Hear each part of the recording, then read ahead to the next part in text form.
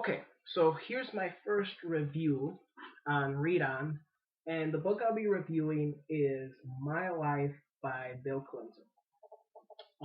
PBS just did a documentary a few days ago about Clinton, so I think that now more than ever he has kind of become a little relevant, especially with what he's been doing with the Clinton Global Initiative.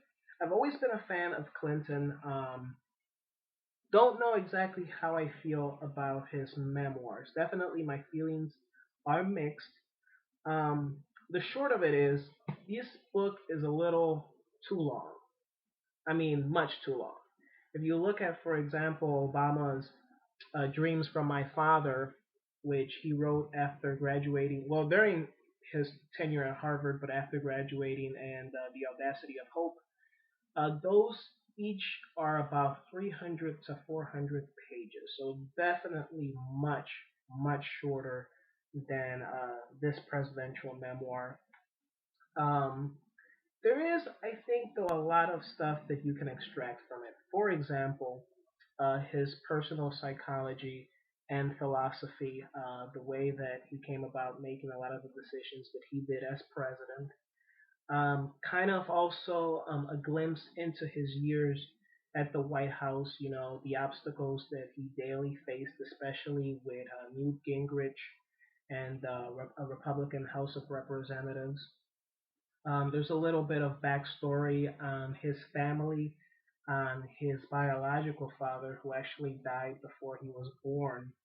He died in a car crash when his mother was still about 6 months pregnant.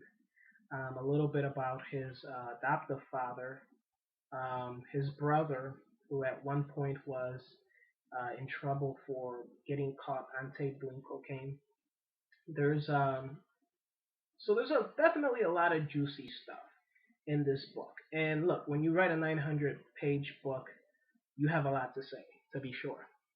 However, I also felt that there is a lot unsaid. For example, the infidelities, the womanizing, and I know that that's kind of a tabloid element, which a lot of people would appreciate this book not having. But I think that when you have a president whose very legacy will be defined by the infidelities and the womanizing, then I think that you really have to talk about it. And you have to talk about it in detail. Because, I mean, he does kind of scratch the surface of what happened with Monica, with Paula Jones, and Jennifer Flowers. But he really doesn't do the subject any justice. And I think that it was very important for him to at least come forward with a few of the things that the American public doesn't know. He probably did it out of respect for his family, for Hillary and Chelsea. But I think that when you're given a $15 million advance to write your memoirs, which is what he was given for this book, that record was recently only surpassed by Oprah's weight loss book. You have to really talk about what happened. And he doesn't do it here. So for that, big negative for me. Other than that, I mean, the people who like Bill, they'll like this book. There's a lot of inspiration in his story. His essentially his rags to royalty story of coming from very humble beginnings, unlike just about every other president except Barack Obama and a few of the former presidents. I mean, he didn't come from wealth. He didn't come from affluence. He didn't come from, an established family like the Bush family.